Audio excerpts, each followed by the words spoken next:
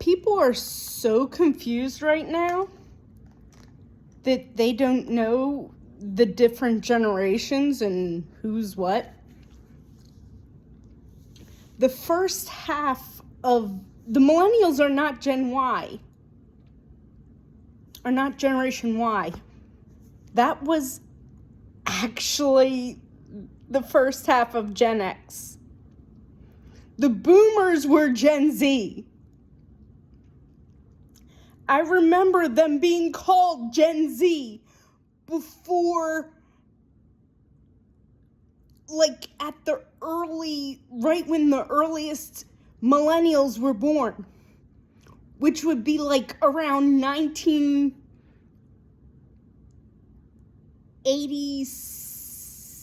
late 80s, early 90s. I was the end of Gen X. I was born in 1985. That is the last year of Gen X. When we were actually kids, I remember when they called, was now Gen X, the first half of them, the older kids, like my uncle and stuff, they called them Generation Y, the Y-ass generation, the lost generation. And yes, they are the lost generation because they're actually not even Generation X. It was like to late 70s, like 75, late 70s to 76 to like 85. 76 to 85 was about when is the Gen Xers.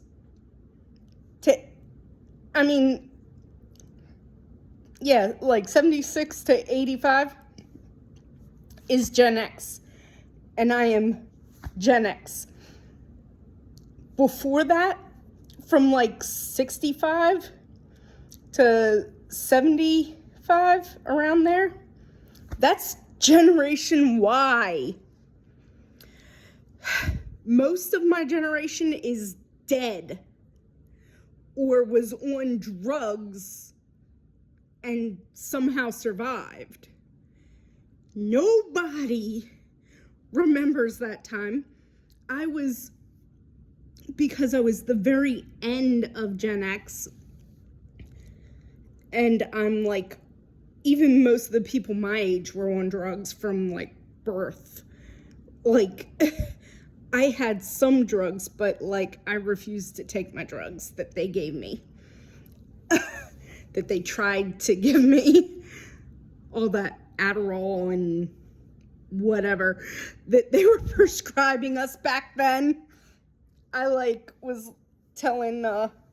told my mom, I don't like this, I don't want to take it. I refused to take it multiple times. So, my mom finally let me stop taking it.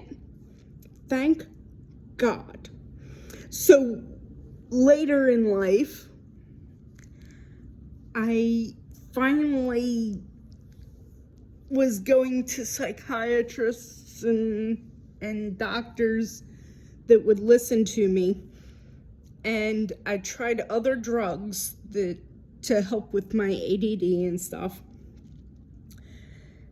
I was on Ritalin and stuff when I was a kid, and like, you get some secondhand drugs because like just walking, there was like always some stuff all over the place. You could smell it. You couldn't go in the bathroom. You couldn't go by an alleyway without like choking on the drugs in the air. So, back in the 90s and even to the early 2000s. But, you know, I had some stuff in my system, and like I couldn't tell anybody without them saying, like, not doing anything about it. The adults were drug addicts too. Even the boomers. Yes, the boomers were on stuff.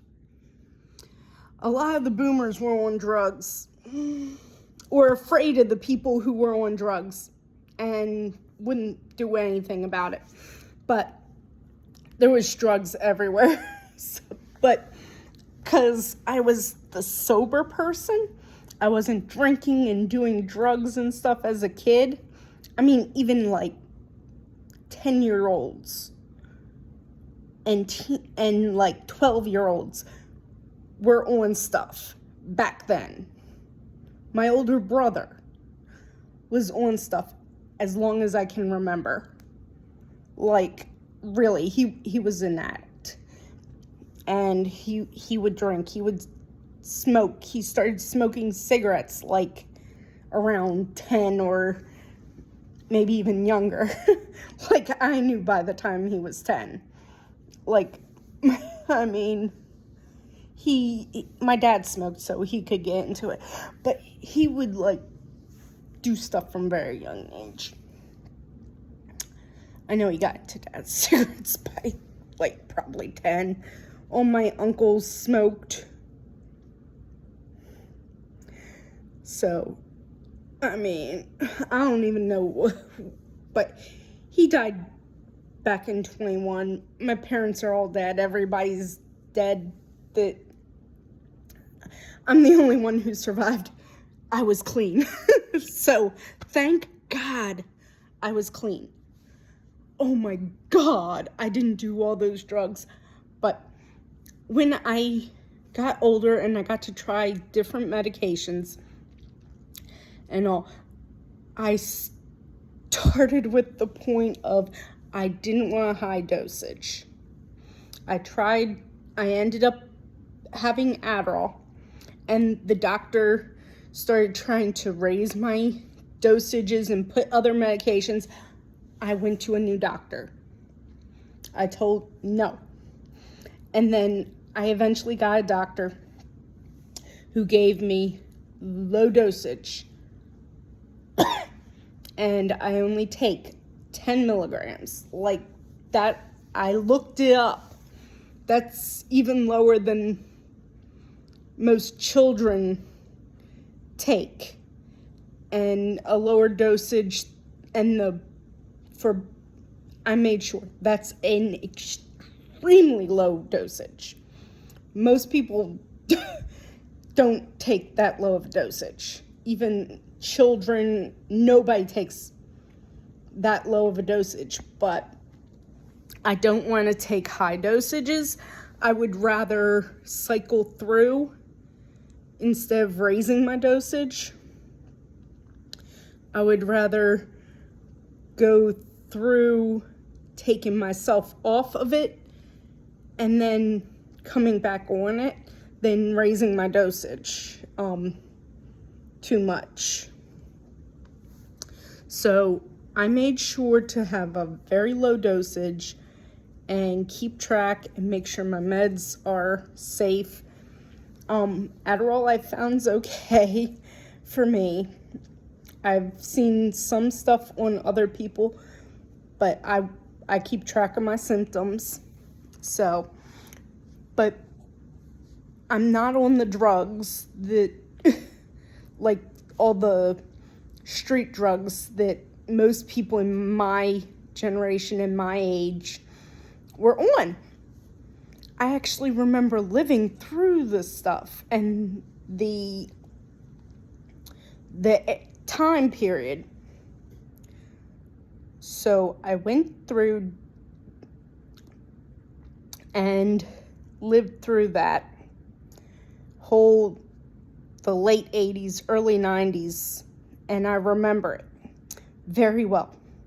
I remember when they transitioned from Generation Y to Generation X, and they started in the early 90s when they started calling us Generation X.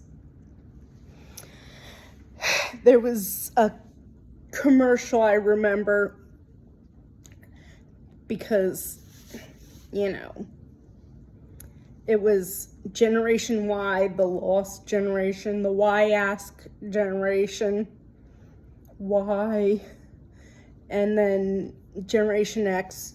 And since we were always the lost generation, as they changed from calling us Y to X, or them Y to calling all of us X. So they really were lost. They were Generation Y, they were lost. But I remember the millennials, which were the ones who were going to become teenagers once it hit the new millennium, and we're going to be growing up in the new millennium. So there was they were still calling them millennials when they were being born up around 2000, early 2000s. It didn't go as long. It didn't go all the way to 2005. It was around 2001 is when they started doing, and then they called the kids in 2000,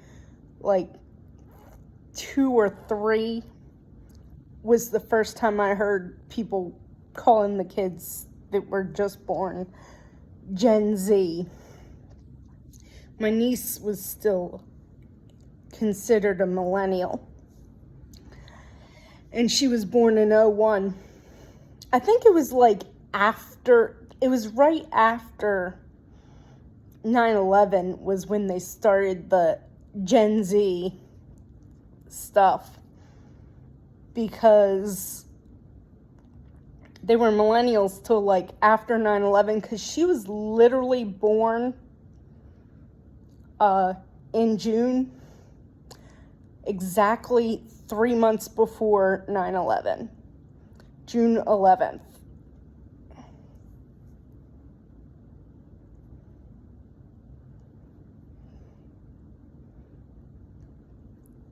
July, August, September. She was 3 months old to the day when 9/11 happened. And I remember that day very well. Both the day she was born and the day 9/11 happened. I was in school, in class, when we were sitting in class. They didn't have any announcements. They didn't I guess other kids, their classes had TVs or something, or their teachers, but they were changing class. All the other classes, they were changing classes right after 9/11 happened. They changed to the next period, which would have been the period where we had lunch, because it was during second period was when all that happened. But for some reason, by the time I got to third period, because everyone else left early, but my class waited but no one, I guess her next period was her planning period or something. The teacher's planning period was during lunch period. She had a period off or something, because nobody came to try and come to her next period class. But there was a lot of kids coming by the door, and I remember that. And then they were running between classes for 5 or 6 minutes before the bell rang. We waited for the bell to ring. like most people had already been to their next class. There weren't as many people in the halls. Like most people, when I got to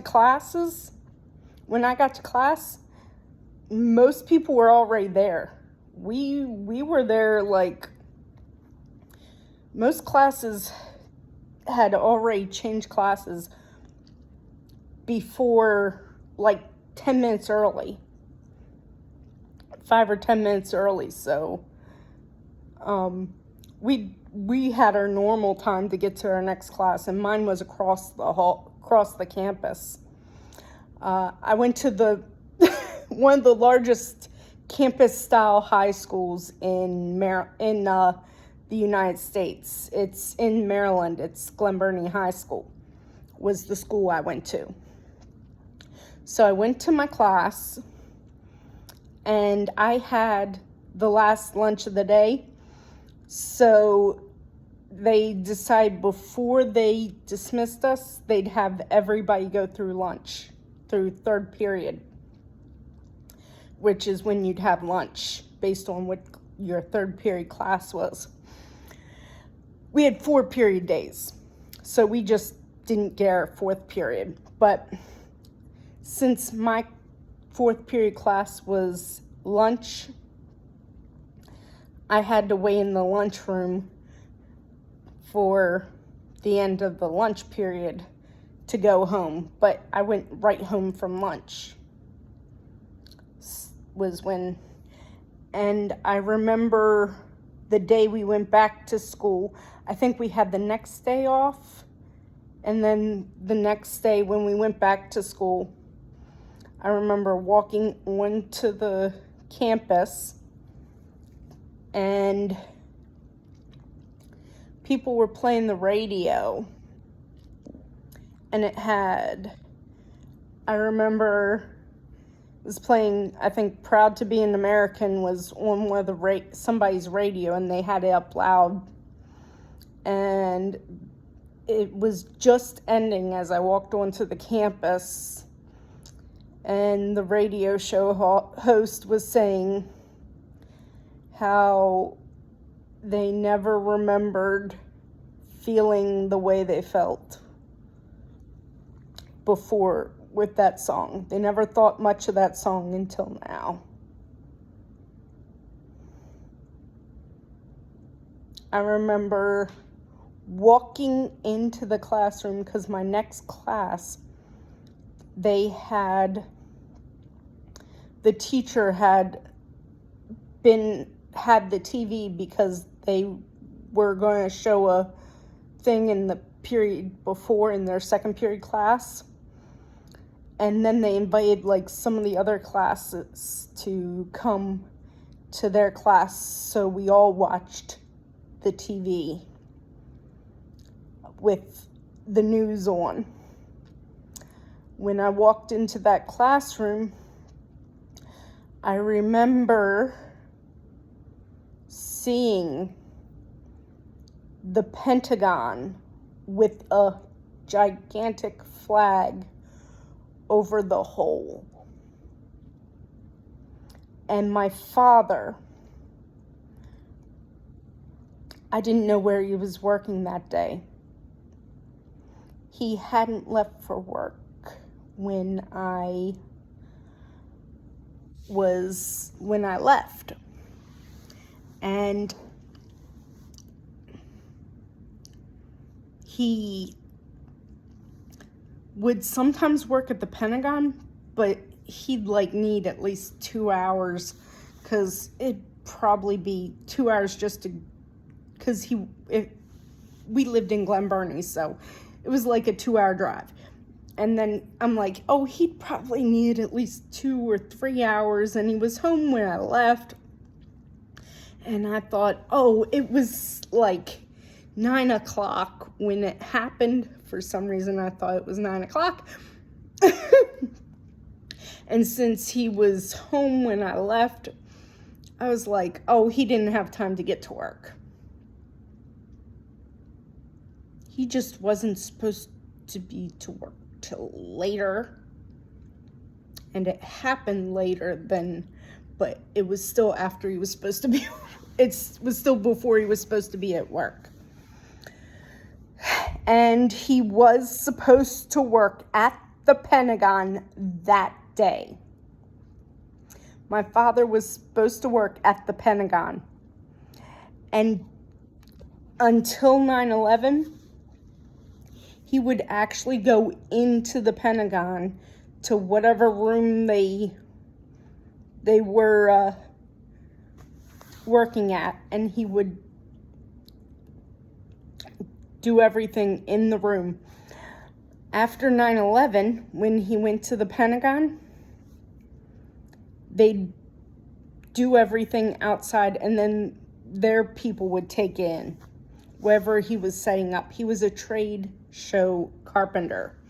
So, like, if you've ever been to, like, a convention, like, you can watch the conventions on, like, cosplayers and stuff and all. It kind of gives you the idea when they show the dealer's room and stuff and all. Auto shows, he's done those. He did conventions. He died in 14, but in 2014. My grandparents, like, it took a while to get past them because of the phones were crazy. This was before cell phones were as common. Most people had landlines, but, like, there was a lot of, but yeah, I remember 9/11, and the generations are way different than that. My daughter is a Gen Z, born in 06. Yes. I'm born in 85. My daughter's born in 2006. And now she's going to be 20 this year.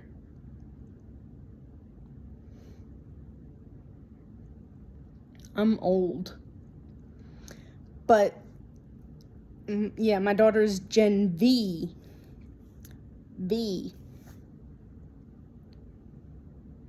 And then the kids are Generation U. So we can get these generations right, because I've been through 9/11. I've been through the Gulf War. I lived through both Gulf Wars, really, because the first one was, I was born before the older Bush was president, so I lived through all that. I was a baby, but by the time I remember, we still were talking about Challenger. I saw Discovery when that blew up.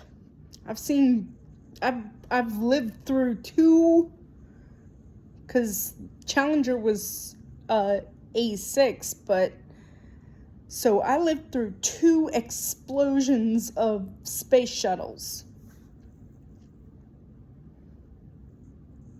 Oh, Columbia. 2. Challenger, Columbia, and Discovery. 3. I think it was 3. But didn't Columbia explode too? I gotta look at the space shuttles. Ugh.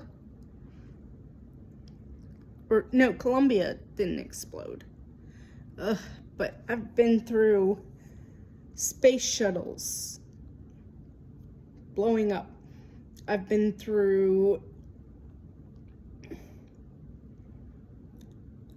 so much in my life. I remember us going into space regularly. I remember the space station.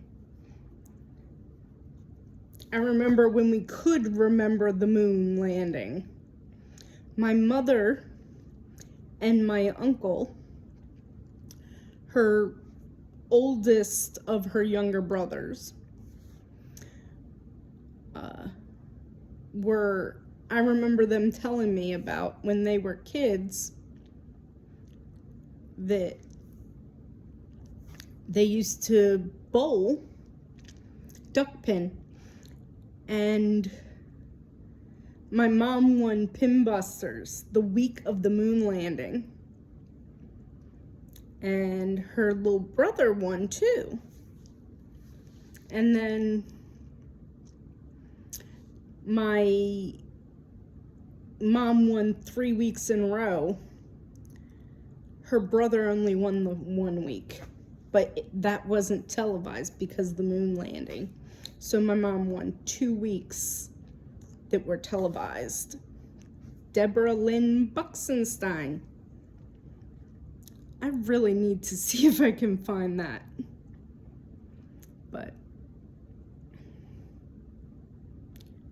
40 years I've been around, and I remember when all this happened. I remember the shifts in culture.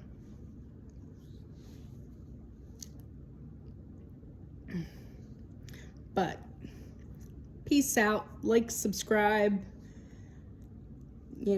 click all those buttons, and try to see if you can maybe send this to a friend. See if they remember things.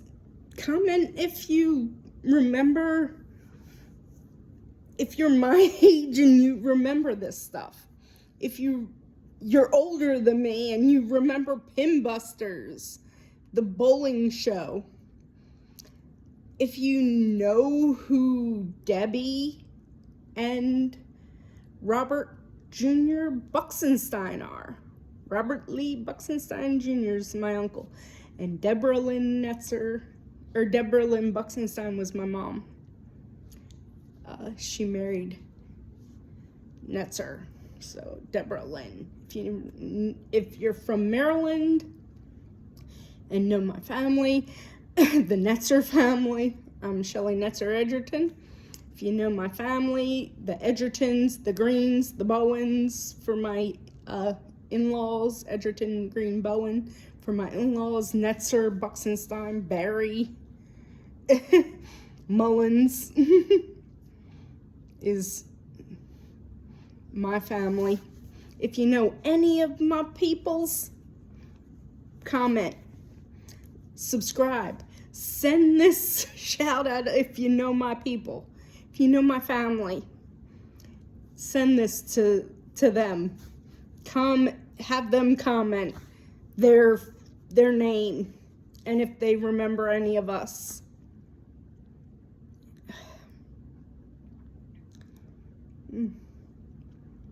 My niece's mother's name is Montz. I grew up with, like, if you're from Maryland, from Glen Burnie, if you knew, like, if you rode in the 80s and 90s, rode the pony rides at the Glen Burnie Carnival, and remembered the ponies from the Pumphrey farm. Courtney was in my class. If you knew those people, if you knew, what do you remember from Glen Burnie, from Maryland, if you're from the area? Just comment about all your memories from growing up Gen X. Even y'all millennials and Gen Zs and younger, or your Gen X and boomers, but you remember this, and you remember things the way I remember them. Bye, babes. Love all of you. Like, subscribe, comment. Peace out.